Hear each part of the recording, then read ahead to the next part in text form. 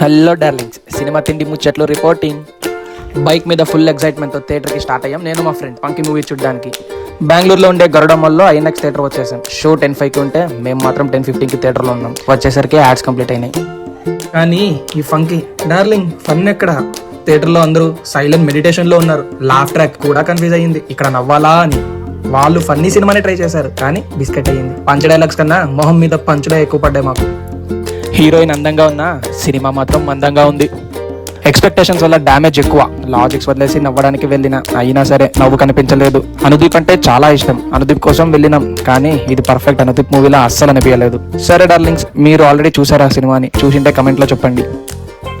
Movie ఎలాగో satisfy చేయలేదని కడుపైన satisfy చేద్దాం అనుకున్నాం. దగ్గరలో ఉన్న గోదావరి కోనసీమల రుచులకు వెళ్ళాం.